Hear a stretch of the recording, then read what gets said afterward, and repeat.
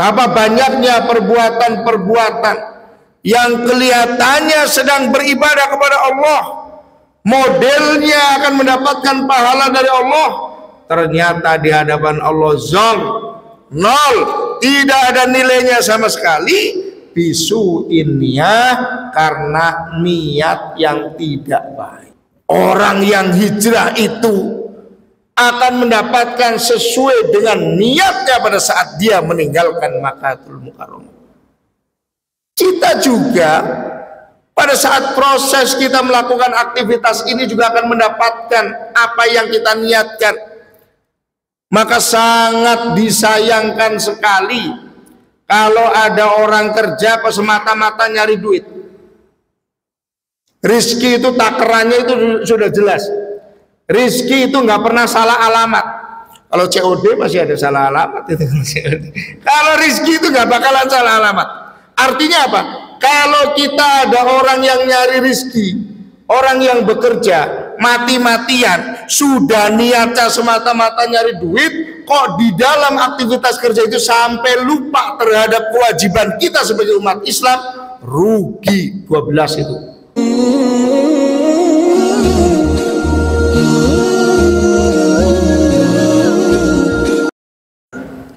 Kita baru akan mensyukuri nikmat iman Islam kalau kita mau membaca sejarah betapa banyaknya orang yang hidup bersama Rasulullah tidak diberi hidayah iman Islam.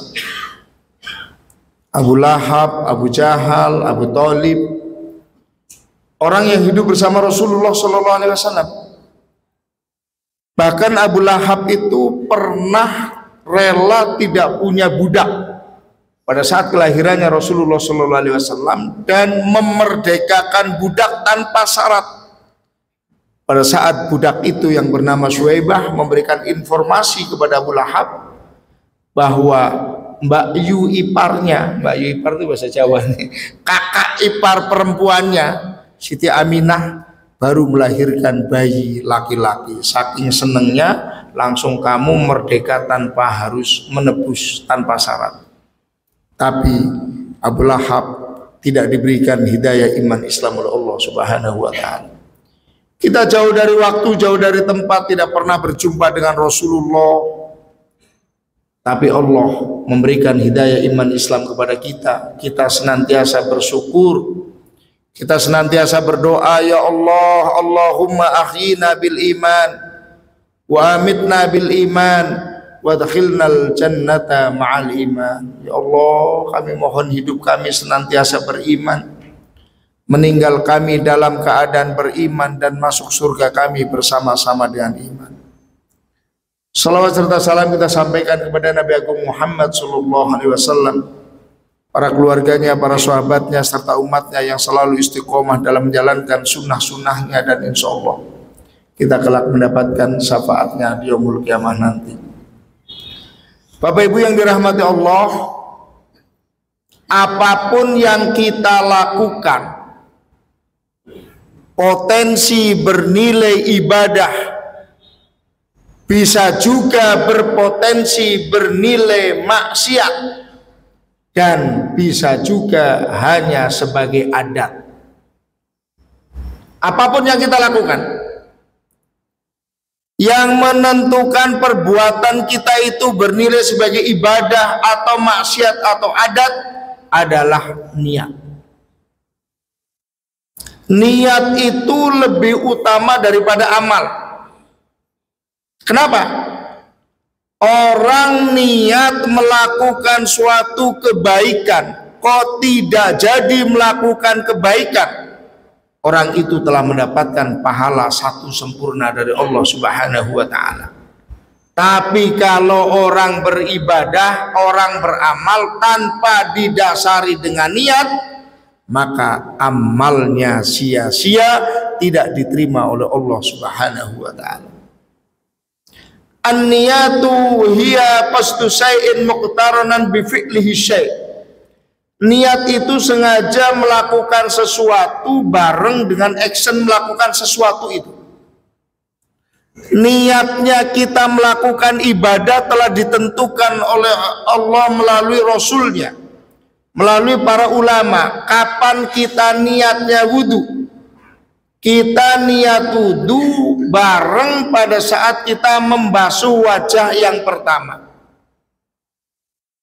Adapun melafalkan niat nawaitul wudu'a li rafil hadasil ashari fardhu lillahi ta'ala, itu dibaca sebelum membasuh wajah, hukumnya sunnah.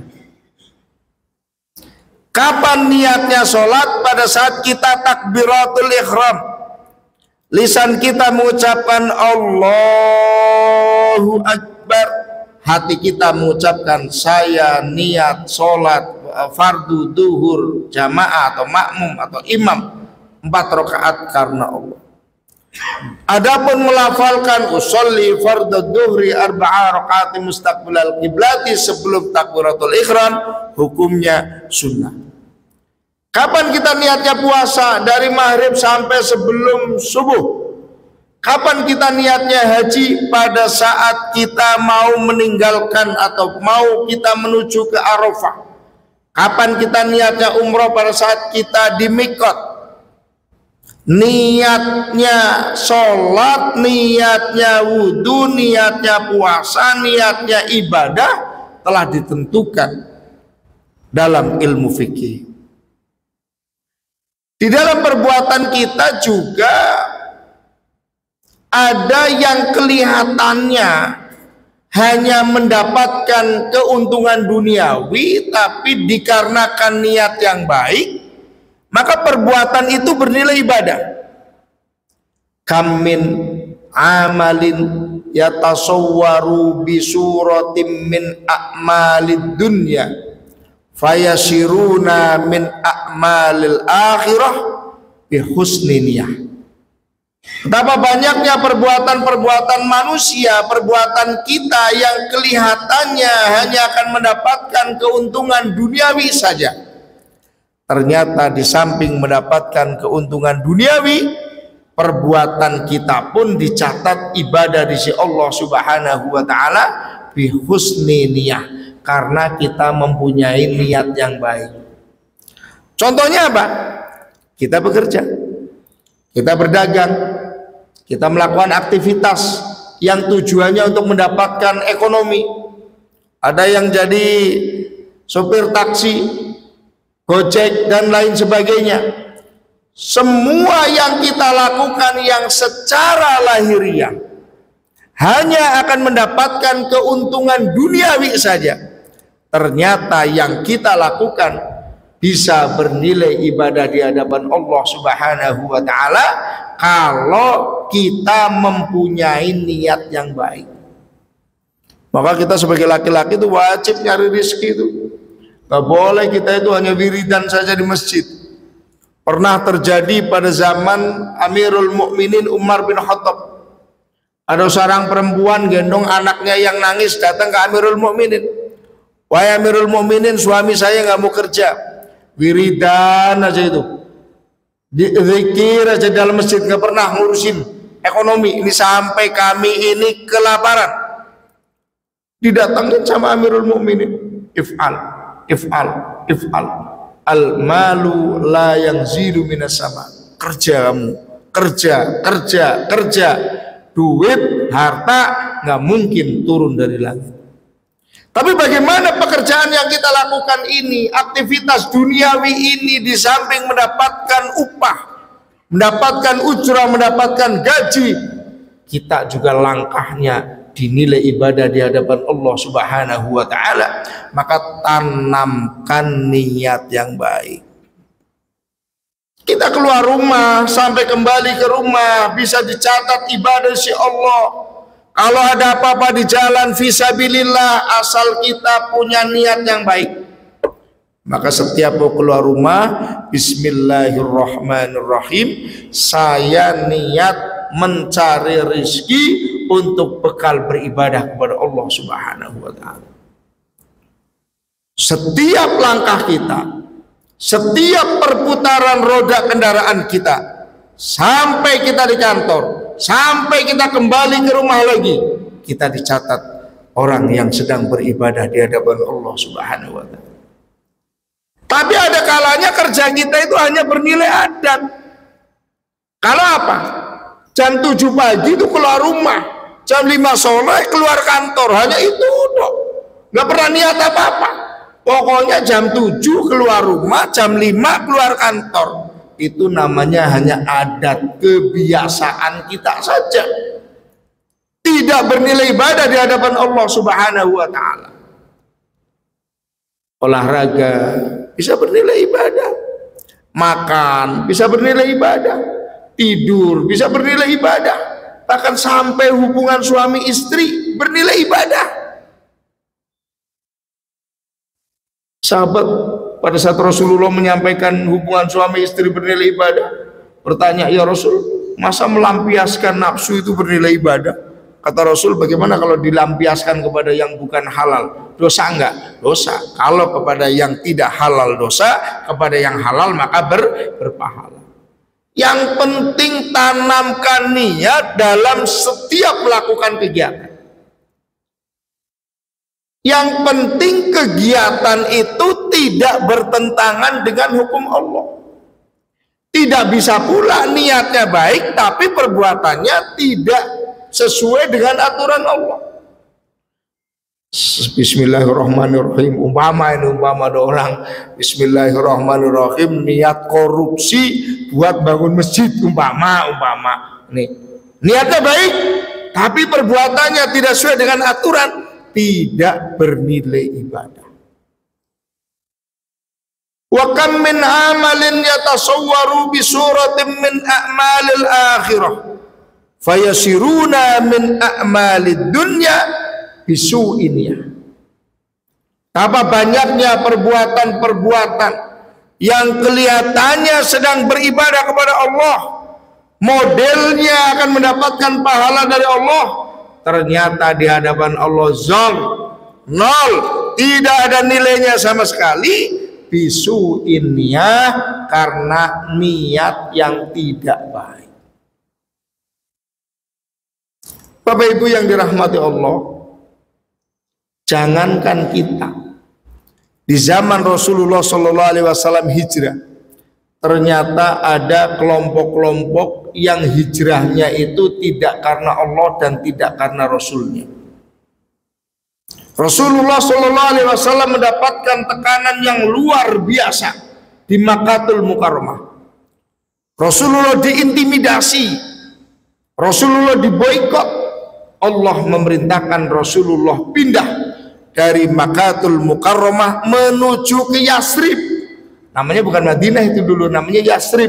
Setelah Rasulullah tata, baru diganti Madinatul Munawwarah, kota yang mendapatkan nur karena Rasulullah SAW. Dulu namanya Yasrib. Jadi dari Mekah ke Yasrib, Rasulullah menyampaikan, dan ini didengar oleh mertuanya Rasulullah SAW yang menjadi khalifah kedua, yaitu Umar bin Khattab.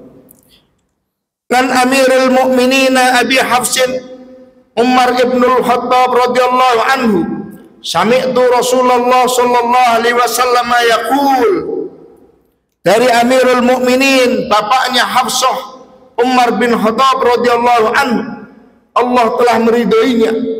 Jadi orang yang pertama kali mendapatkan gelar Amirul Mukminin itu sahabat Umar. Kalau Abu Bakar kan khalifah Rasulullah sallallahu alaihi wasallam. Saking tawaduknya sahabat Umar dikatakan khalifah Rasulullah itu, bahasa kitanya tawaduk itu. Jangan saya itu khalifahnya Rasulullah. Saya itu penggantinya Rasulullah. Akhirnya disematkan kepada beliau adalah Amirul Mukminin. Allah telah meridhoinya, beliau mendengar Rasulullah sallallahu alaihi wasallam bersabda, innamal a'malu binniyati wa innamal likulli imri'in ma nawa.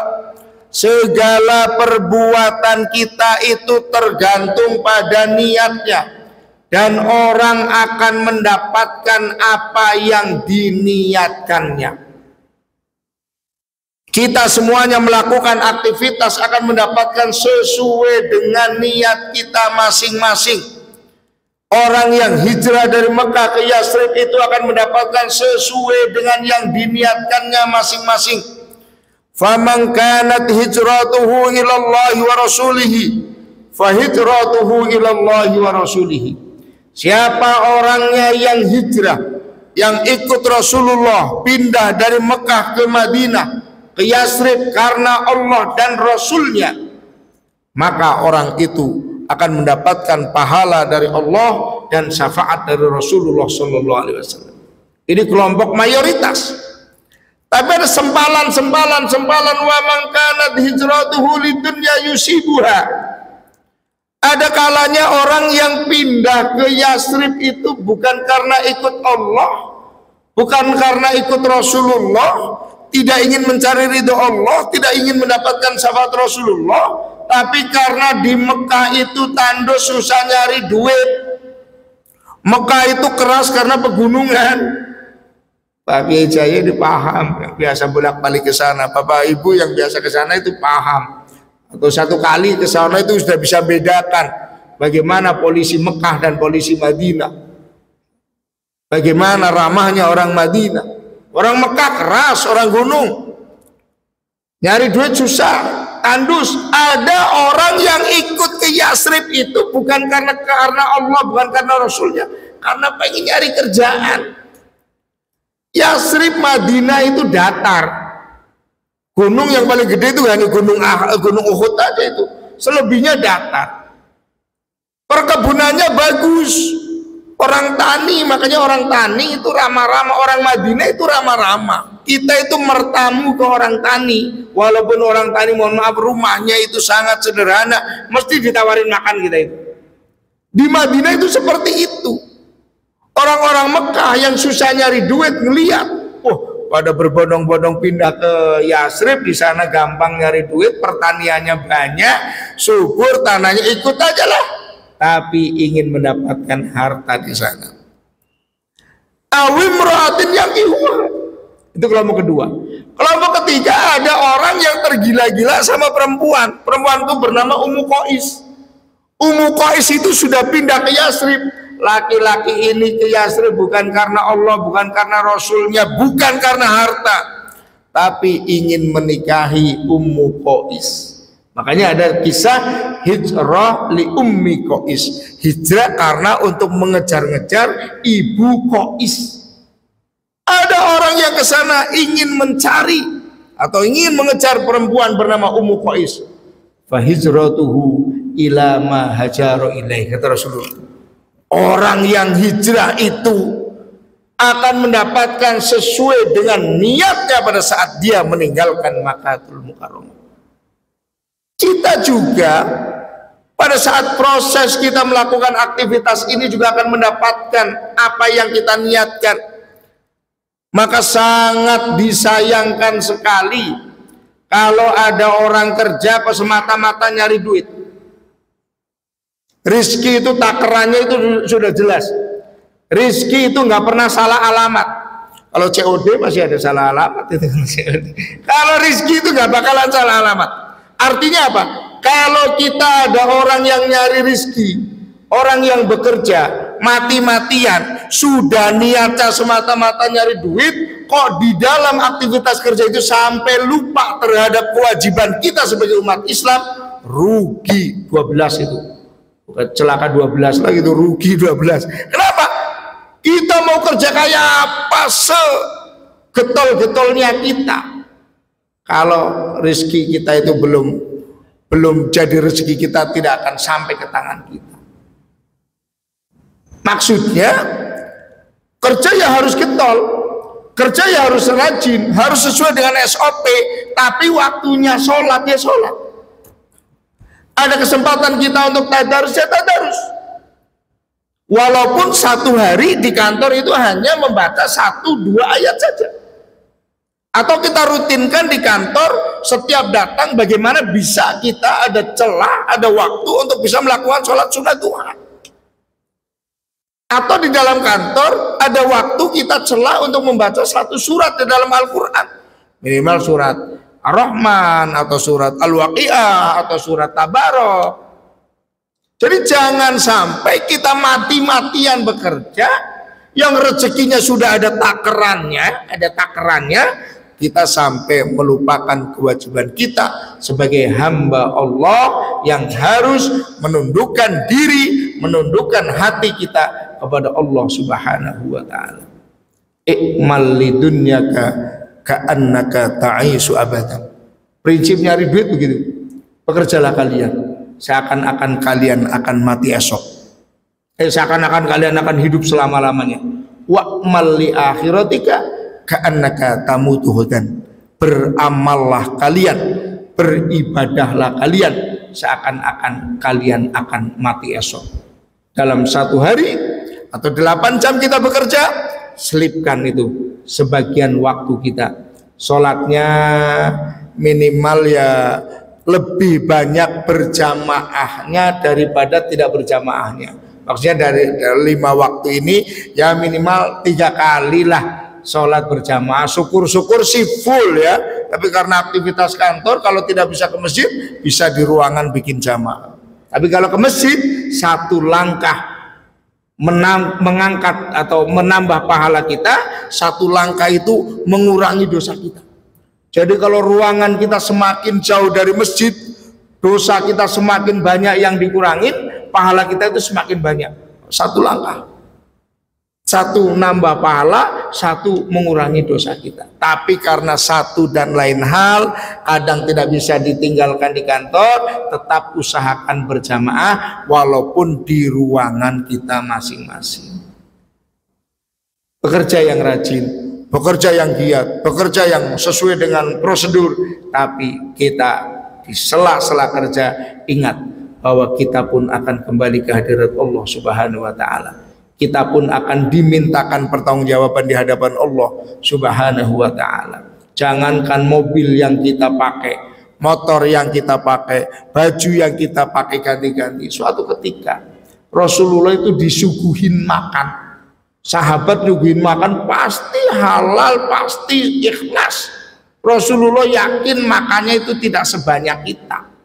Rasulullah, Abu Bakar, Umar, Ali pada makan di situ.